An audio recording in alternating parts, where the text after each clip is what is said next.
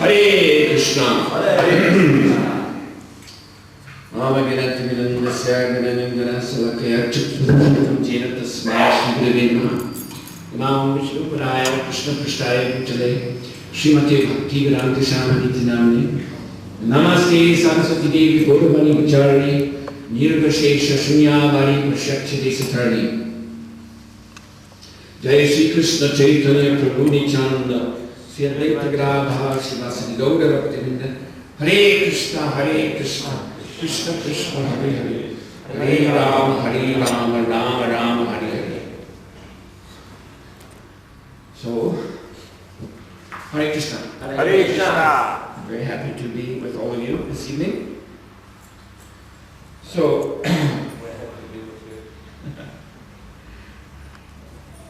I'd like to say a few words now about Lord Krishna, particularly Lord Krishna in his form as Lord Jagannath, because upcoming, so I'm told, is the Jagannath Rath Yatra here in Auckland, scheduled on December 6th, is it not? Yes. So by cruel fate, I am leaving on December 5th from New Zealand. I cannot change my ticket. We tried, but I arranged this trip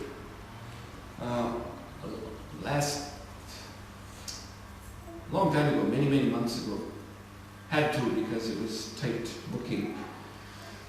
And I understand they only scheduled this Rath Yatra within the last 2 months or so on that date. So my trip here and my leaving here is all set in stone. So because I'm not able to have darshan of Lord Jagannath in his wonderful Rath cart, at least I can say a few words about that now. And this is a kind of, I hope, preparation for you all in the congregation to enthusiastically take part in making the Rath Yatra here a glorious success which is fit to be offered to the lotus feet of Lord Jagannath.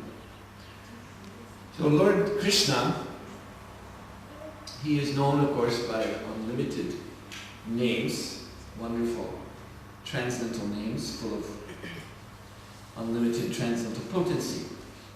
So one of his names, which is mentioned by Sri Rupa Goswami right in the very beginning of the Bhakti Rasamrita Sindhu, is Akila Rasamrita Murti, which means that Krishna, Prabhupada used to translate this simply as the reservoir of all pleasure.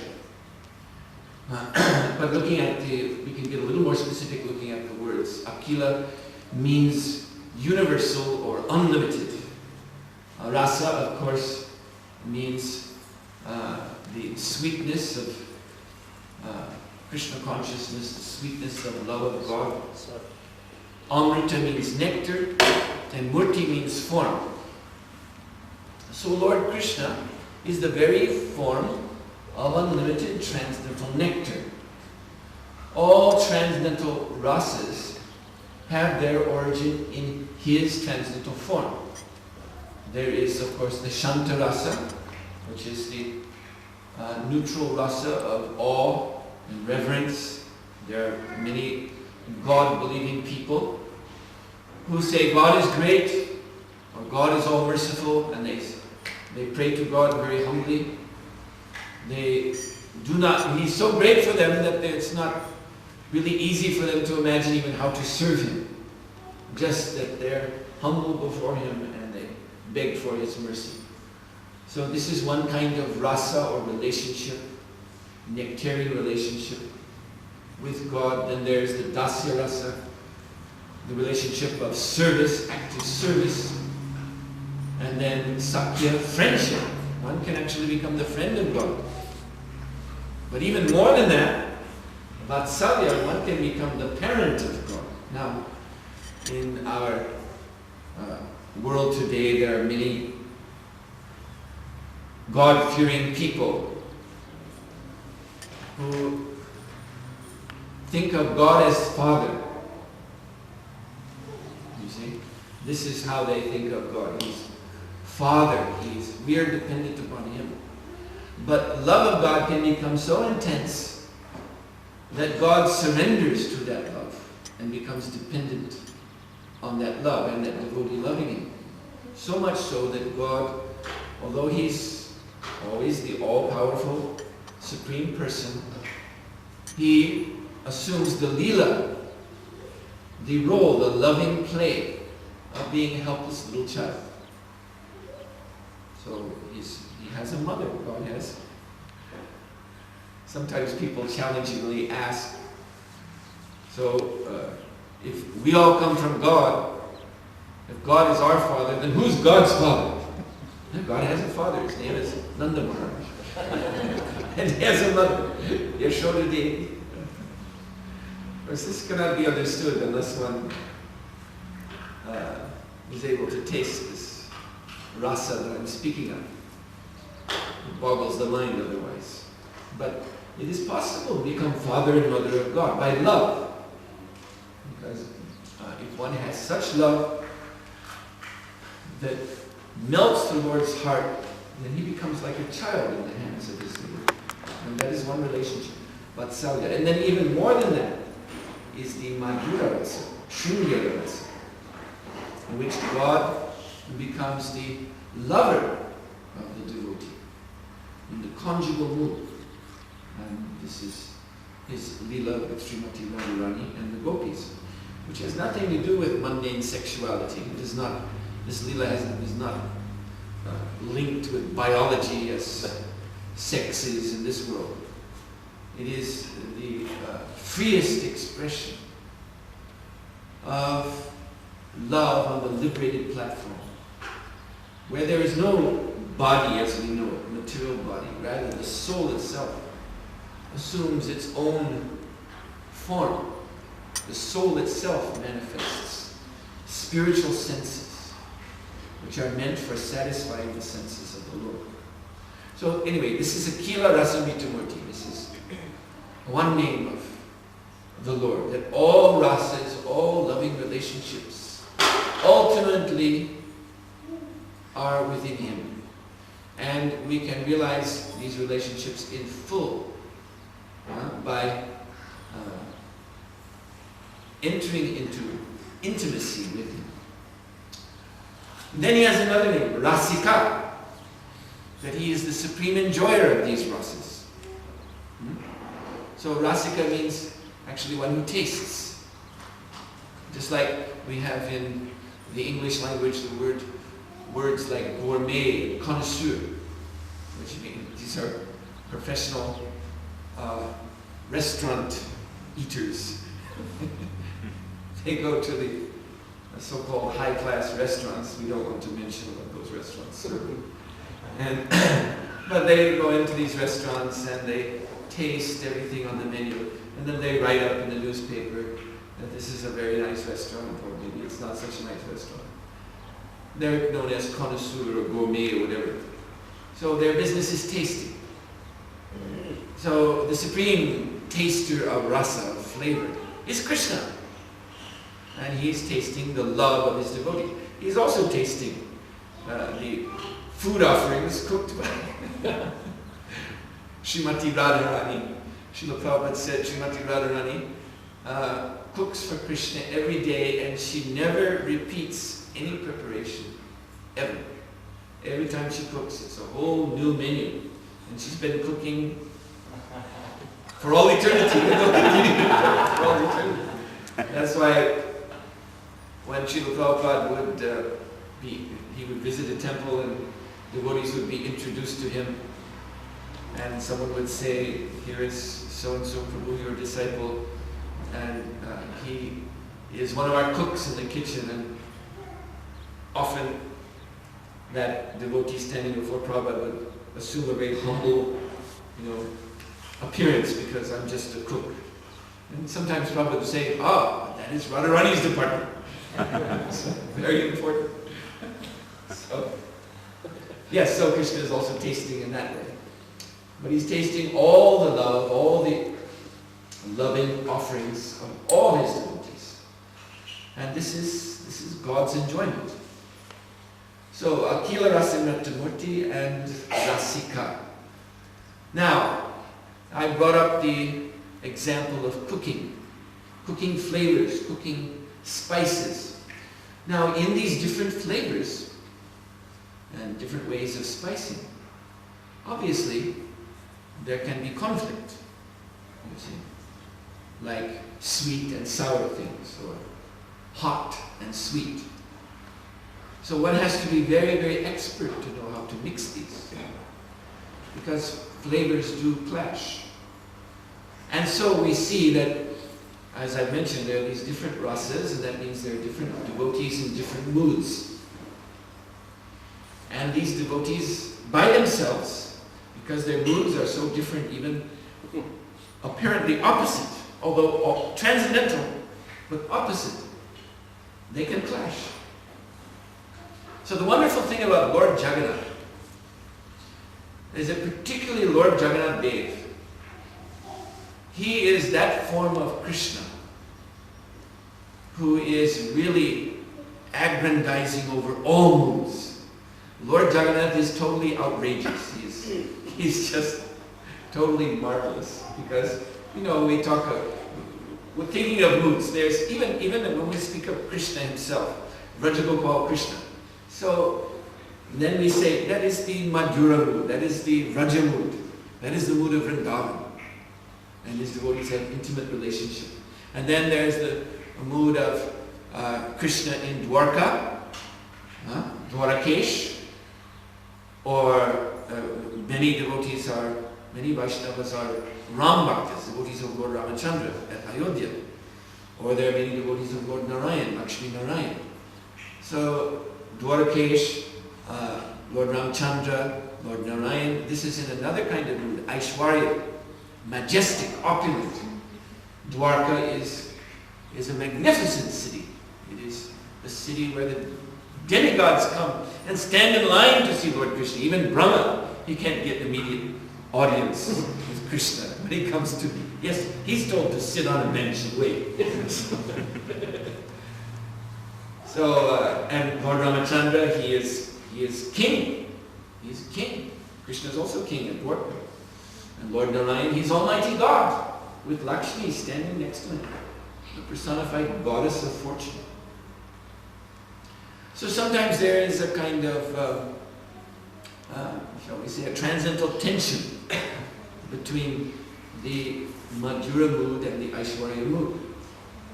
And you see, Lord Jagannath, he deliberately bridges both. His mood he can be approached from either side. And we have these wonderful prayers, the Sri Jagannath Ashtakam, which actually, for your information, you know the Shikshashtakam, everyone knows this is written by Lord Chaitanya Mahaprabhu. The Jagannath Ashtakam is also written by Lord Chaitanya Mahaprabhu. So, in this Jagannath Ashtakam, we find lines like this Kadachit Kalindi Tatadapina Sandita Karavo Mudabiri Nari Kamalasvada Manupaha. So here he's saying, Lord Chaitanya is saying that Lord Jagannath is enjoying rasa with the gopis of Vrindavan. This is the Madhura Lila. This is in the first verse. But then in the last line of that same verse, first verse, Rama Shambhu Brahmamara Pati Ganeshar Chitakado. You see, in one verse, first it begins Krishna with the gopis, and then Rama means goddess of fortune, Shambhu means Lord Shiva, Brahma, Amarapati is Indra, Ganesh, Archita Prabhu, they are all worshipping the same Lord Jagannath. So this is Aishwarya, this is goddess of fortune, Lord Shiva, Mahadev, Lord Brahma. And these are all the great demigods. So this is the Aishwarya mood, and they're doing their Archana, Lord, the same Lord Jagannath. So in another verse also, what is that? Anyway, this Parabrahma Pidakubhagya Dalupulanaino, Vivasini Ladoni Hidachakano Nantashisi. So here again is mentioned Lord Brahma, worshipping Lord Jagannath. Anantashesh is always glorifying Lord Jagannath. So this is the Aishwarya mood, again, majestic. If Anantashesh is mentioned, then Lord Jagannath here is being addressed as Narayan, Almighty Narayan, because Lord Shesh is Narayan's couch. And Brahma appears from Lord Narayan's navel on the lotus. But in the same verse, then the last line is Rasanando Radha Sarasava Puralingana Sukho. This same Lord Jagannath, he's enjoying with Srimati Radharani. So we see in Lord Jagannath, these two moods, there's no effort to separate them. They're just, everything is just offered at Lord Jagannath's lotus feet. You can say willy-nilly. And this is Lord Chaitanya's own poem. This is his own composition. So this is wonderful. This is how he's praising Lord Jagannath. So it is particularly Lord Jagannath where we can resolve all the differences, transcendental and otherwise, that might arise between devotees. We should just fling ourselves willy-nilly into the service of Lord Jagannath and satisfy him. He has those wonderful, large, blooming eyes, sweet smile, and his little stubby arms are reaching out to us. Come on, and serve me. And on Rath Yatra Day, he's inviting the whole, because he's Jagannath, the Lord of the universe. Everyone can come at Puri. Of course, the Smarta Brahmanas there, they restrict who can come in the temple. Srila Prabhupada did not appreciate that, but that is the policy there. So the Smarta Brahmins, they restrict, but on Rath Yatra Day, anyone and everyone can come, and no more restriction. So, concerning the worship of Lord Jagannath, there was a very old narrative about one of the kings at Puri, hundreds and hundreds of years ago. I believe this was about, had been before the time of Chaitanya Mahaprabhu. I believe it was the king who built the present Jagannath Mandir, which was built about 1,000 years ago. Because there had been previous Jagannath, they have to rebuild them. So the last one was built about 1,000 years ago. And so the king who built that, he was a great devotee of Lord Jagannath in the Vaikuntha mood, in this Aishwarya mood. He used to envision in his bhajan of Lord Jagannath that he is Almighty Lord Narayan. So he used to like to go periodically, regularly, once, twice a week perhaps. He would go to the temple and personally dress Lord Jagannath. And he would dress him in most opulent fashion. And he would assign to Lord Jagannath the four symbols of Narayan, the Padma, the Gada, the Chakra, and the Shankha. And he would put, all the opulence that one would expect to see. They're exhibited by Vaikuntha Eshwara, the Lord of Vaikuntha. And then he would stand before Lord Jagannath after he addressed him and offer so many prayers and pay his obeisances and go back to his palace feeling very satisfied in it. What he didn't know is that there was a Brahmana on the Pujari staff who was sold to the Madhura mood. He saw Lord Jagannath as Rajagopal, the coward boy of Vrindavan. And when he would come in after the king had just exited, he would see Lord Jagannath dressed in this Vaikuntha way. And he would immediately attack and take everything off and redress with turban and peacock feather and flute and decorated with much tulsi and forest flowers, just like Krishna is decorated. marking him with the colorful mineral dyes, like here Krishna is decorated. Lotuses on his cheeks, lotus. So it happened once that the king, after having dressed Lord Jagannath and having exited, for some reason, maybe he forgot something, in a few minutes he came back. And he saw this Brahmin pulling off all of the opulent clothes which he had spent a good amount of time placing upon Lord Jagannath. And the king was very, very disturbed. And he's king. So of course there is the Kshatriyas respect the Brahmanas, but the Brahmanas also must respect the Kshatriyas. There is some subordination of Kshatriya to Brahmana, but sometimes Kshatriyas, they overrule the Brahmanas. You see, Kshatriyas actually have responsibility to make sure that all the Varnas are being conducted nicely. So a Kshatriya, a king, can't even punish a Brahmana. And so this king was thinking of punishing this Brahmana. But the Brahmana, he was arguing. And he's a Brahmana, so he's very, very good at putting forward arguments based on Shastra. And he was arguing that Jagannath is Krishna. And Krishna, he dresses himself as a cowherd boy. And you come in here and you're addressing him as Lord Narayan. This is not right. And the king would argue, he is Jagannath. He is the Lord of the universe. You see, so the Lord of the universe, that is Narayan. That is the Supreme Personality of Godhead, Almighty Lord. He should be dressed in opulence, showing his status. And so in this way, the argument went on and on. All the other Brahmanas, all the other persons in the temple, the pilgrims coming for darshan, they were all running out with their heads in their hands. Oh, what is this?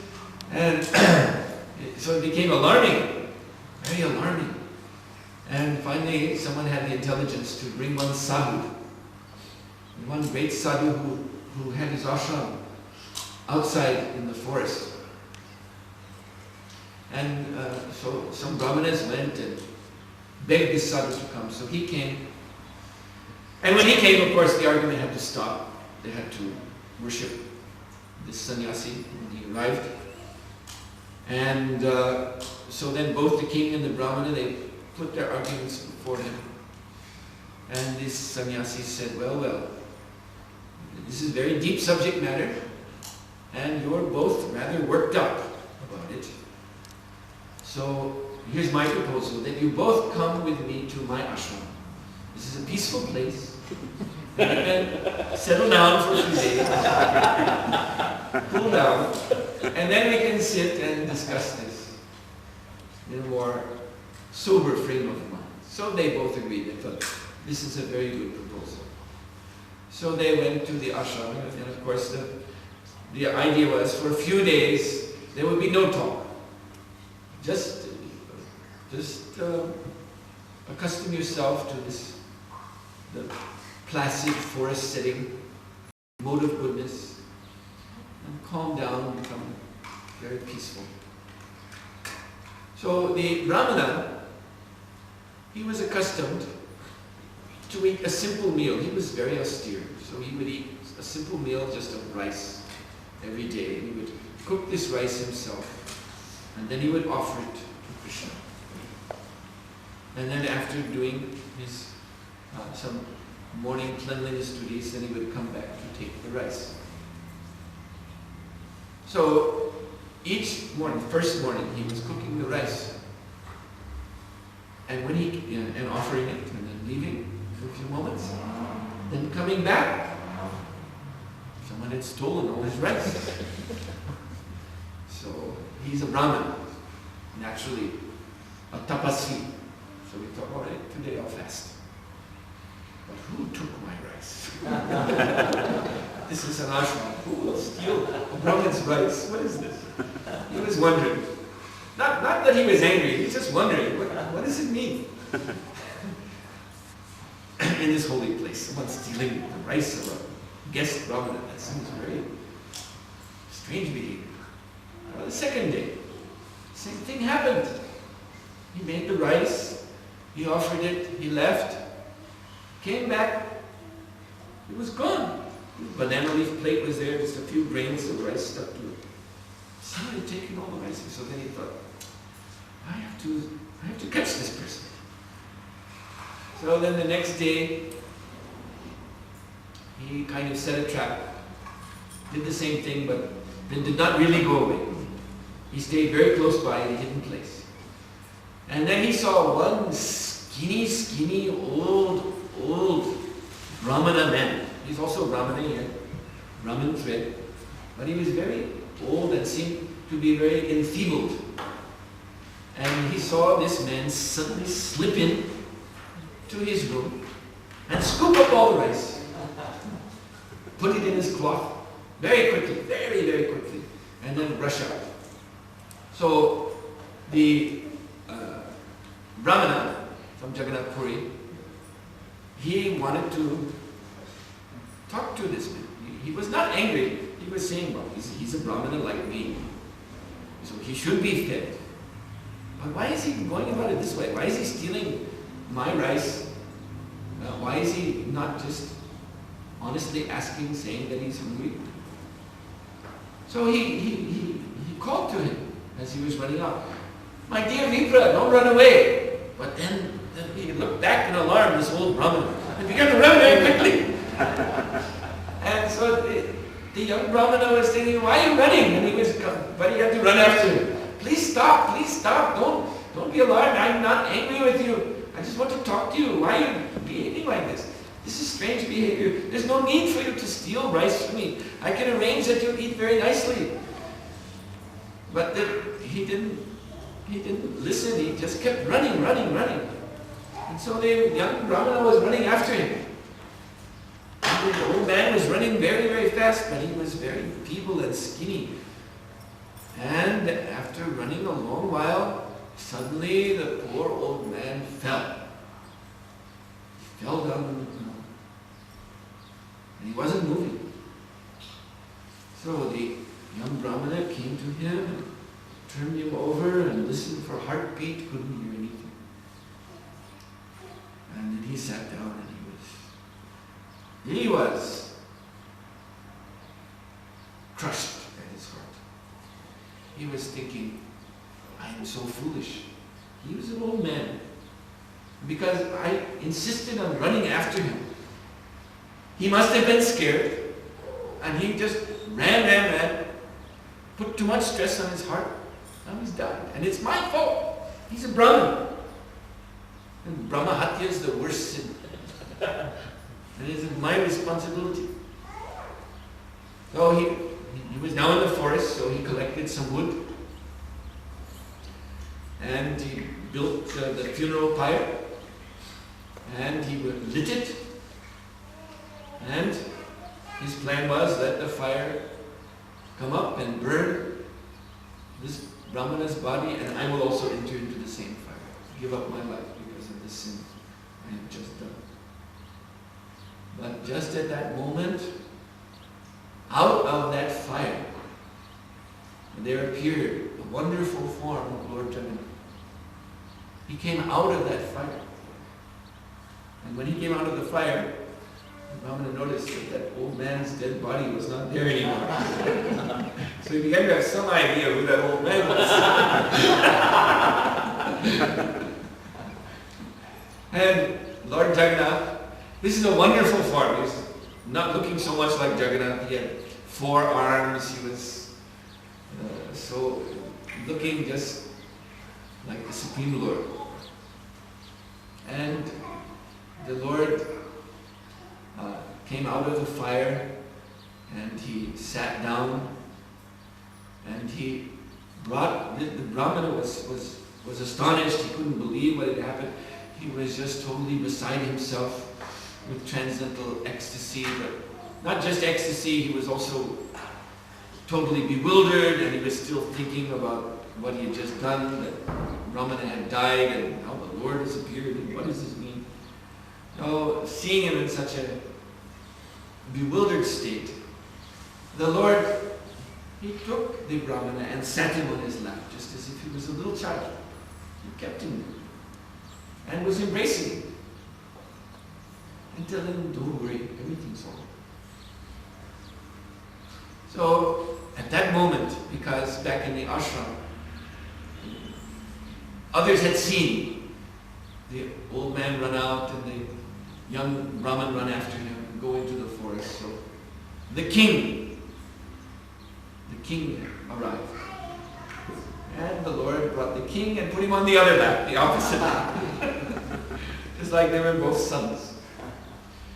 And the Lord he had his arms on both of their bodies, on both of their shoulders, and was holding them tightly to himself and saying, my dear devotees, what is your problem?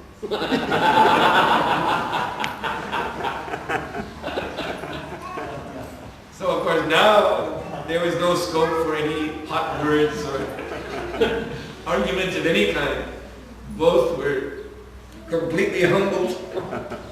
And so very respectfully to the Lord, each in a short way presented their side, why they thought they were right and the other was wrong, but this was not in any kind of argumentative spirit at all.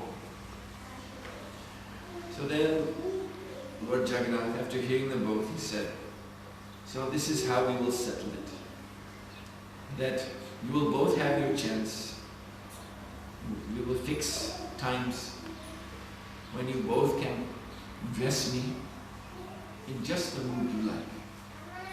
Because as I explained, this is Krishna. Akila rasa murti. All these different rasas have no other origin than him. And he is the rasika, the enjoyer of all these rasas.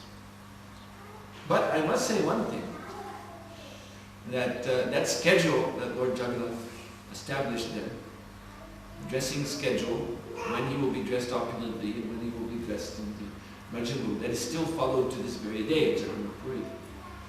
We do see that the Madhura mood is prominent. He is more dressed like that than in the opulent mood. But still, both are there. So, this is Lord Jagannath. Lord Jagannath. He is universal. He is for everyone. So I thought this evening that this would be the main gist of my talk to you, because the Rath Yatra is soon approaching. Very shortly we'll be here.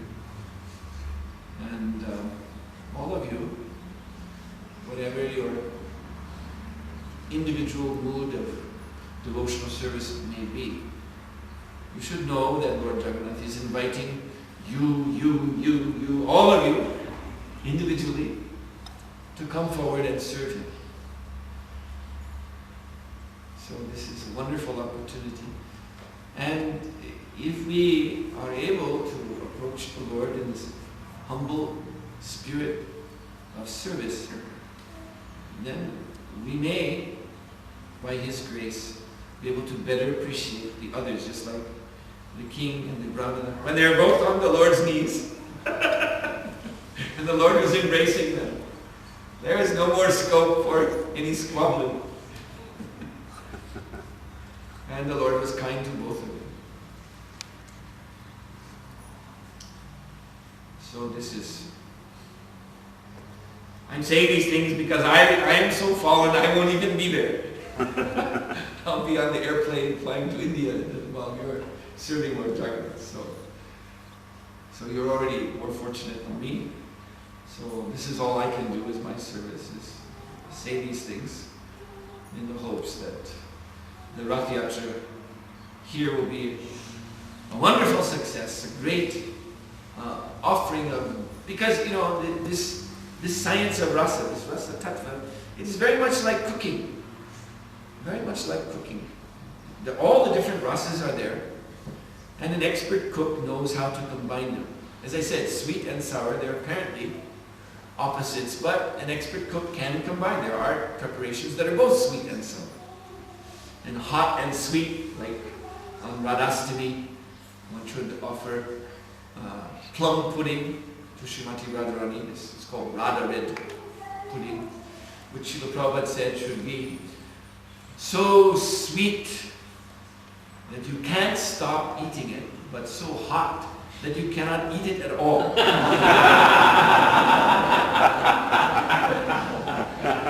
These are two extreme opposites. But an expert cook knows how to combine opposites and make something just very wonderful.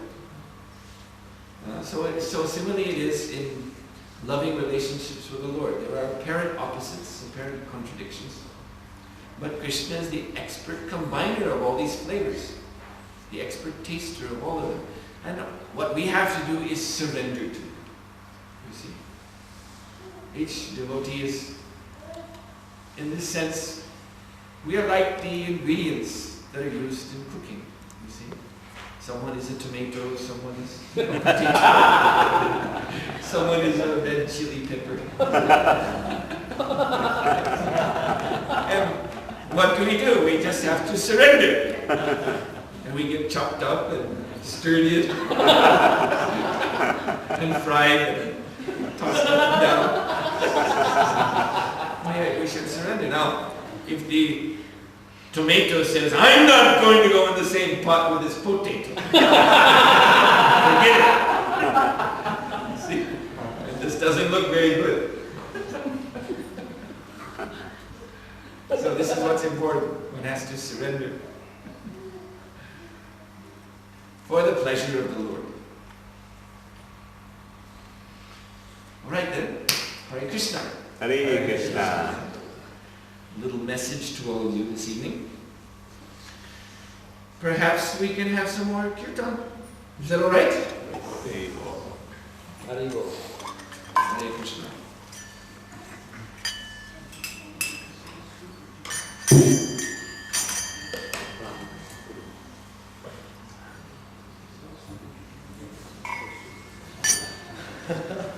Hare